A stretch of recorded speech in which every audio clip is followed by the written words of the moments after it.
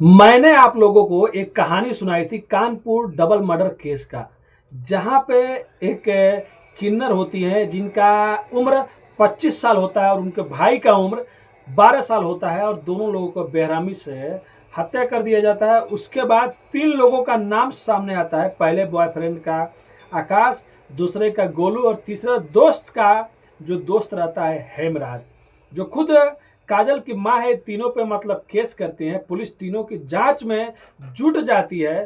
तीनों की खोज खबर हो रही होती है, लेकिन तभी अचानक एमपी के सतना के एक होटल से एक डेड बॉडी मिलती है। एक आदमी ने सुसाइड कर लिया रहता है और ये तीनों में से एक आदमी था। तो चलिए पूरी कहानी बताएंगे आखिर में कौन आदमी था और इसने पूरा कबूल कर लिया था कि मैंने ही काजल और उसके भाई को मारा और किस लिए मारा, ये भी वो सच्चाई बता के गया है। तो चलिए पूरी घटना को इस कहानी के माध्यम से आप लोगों को सुनाएंगे, बताएंगे। उससे पहले आप लोग से रिक्वेस्ट करते हैं, अगर आप हमारे चैनल पे नए हैं तो चैनल को सब्सक्राइब कर लीजिए। आपका भाई बहुत ज़्यादा मेहनत करता है। Please subscribe, like, share, comment करना मत भूलिए। तो नमस्ते, आदाब, सत श्री अकाल। आज की जो सच्ची घटना मैं आप लोगों को सुनाने और बताने जा रहा हूँ, एक घटना मैनपुर से स्टार्ट होता है। मैनपुरी में ही एक परिवार रहा करता था और उस परिवार की जो मुखिया होती है गुड्डी देवी, उनका एक लड़का होता है जिसका नाम आकाश रखा जाता है। लेकिन जब वो छोटे से थोड़ा सा और बड़ा होता है तो बाद में पता चलता है कि इसके जो व्यवहार है, इसके जो मतलब अंदर के जो चीज़ है, ये लड़कियों जैसा है। वो लड़कियों जैसा हरकत करता है। फिर बाद में उसे एक किन्नर समाज को दे दिया जाता है कि आप इसको पोसिए, पालिए, अपने पास में रखिए। अब इस आकाश जो लड़का रहता है, इसको पहले से ही डांस करना, नाचना बहुत अच्छा लगता है, गाने पे। फिर इसके बाद में इसका नाम काजल रख दिया जाता है और इसके बाद ये दिन पे दिन बड़ा होते जाता है और बड़ा होते होते ये जब पैसे कमाने लगता है तो अपना ट्रांसप्लांट करा लेता है और ये लड़की बन जाता है और सबको बताता है कि मैं लड़की हूँ। कुछ लोग ही जानते होंगे कि ये मतलब किन्नर है। और उसके बाद ये कानपुर में रहने लगता है, रखती है और कानपुर में ये अपना स्टेज शो, प्राइवेट पार्टी में डांस किया करती थी और उसके बाद अपना खर्चा बर्चा चलाती थी। उसी बीच उसके मामा का एक लड़का होता है जिसको गुड्डी देवी गोद ले लेती है और वो लड़का जो रहता है देव नाम रहता है, उसको भी इस काजल के पास में भेज दिया जाता है। उसके पास में रहता है अपने बहन के साथ और पढ़ाई उढ़ाई जो भी करता था सबके खर्चा वही उठाती थी। इसी बीच एक लड़के से इसकी दोस्ती हो जाती है जिसका नाम आकाश होता है। उससे प्यार करने लगती है। फिर बाद में उसे एक चोरी के इल्जाम में उसे जेल में भिजवा देती है। फिर बाद में उसके ज़िंदगी में एक और लड़का आता है जो उसका काम काज देखता था, जिसका नाम गोलू रहता है।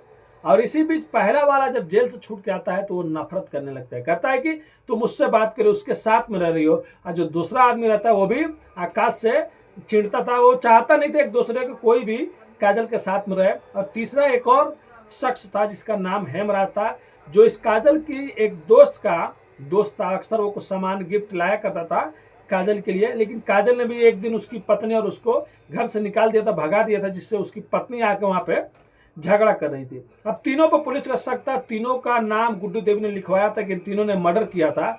लेकिन इसी बीच एक सतना एमपी से एक होटल से खबर मिलती है पुलिस को कि एक डेड बॉडी यहाँ पे लटक रही है। और जब पुलिस जाके मौके पे चेक करती है तो उसके अंदर से एक 2 पन्नों का सुसाइड पेपर निकलता है और उसमें साफ साफ वो आदमी अपना जिक्र किया रहता है कि मैंने किस लिए काजल और उसके भाई को मारा था। ये शख्स कोई और नहीं, काजल का पहला बॉयफ्रेंड आकाश रहता है, जो जाके वहाँ पे सतना के एक होटल में सुसाइड कर लेता है। उस सुसाइड नोट में लिखा रहता है कि मैं काजल से पहले दोस्ती था, काजल से मैं प्यार करता था, उसके साथ में रहा करता था। लेकिन काजल ने जब मेरे को जेल भिजवा दिया और मैं उसके बाद जब दोबारा आया तो मैंने देखा उसकी ज़िंदगी में कोई और है, तो मैं उससे नफरत करने लगा और मैं उससे दूर जाना चाहता था। लेकिन काजल हमेशा धमकी देती थी कि तुम मेरे को छोड़ नहीं सकते और मेरे साथ में रहना है। मेरे को चोरी के इल्ज़ाम, हर चीज़ से मेरे को डरवाती रहती थी। मैं तंग आ गया था, मैं उससे दूर होना चाहता था और बार बार मेरे को प्रेशर डालती थी कि मेरे से संबंध बनाओ। और इसी बीच मैंने सोच लिया कि इन दोनों को, इसको कैसे भी रास्ते से हटाना है। फिर वो प्लानिंग करता है। प्लानिंग करने के बाद 5 अगस्त को काजल का बेरहमी से हत्या कर देता है और उसका भाई को भी वो मार देता है। और मारने के बाद उनकी लाश वहीं पे रख देता है।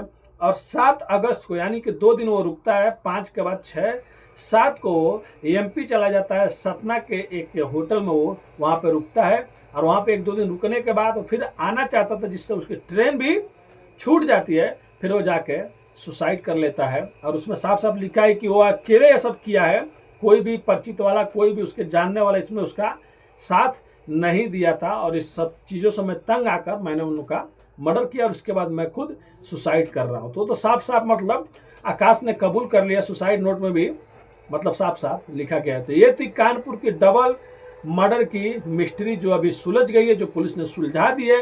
खुद आरोपी जो था वो भी डेड सुसाइड कर लिया, और वो भी सुसाइड करने से पहले सुसाइड नोट लिख दिया। तो ये कहानी सुलझ ही गई है।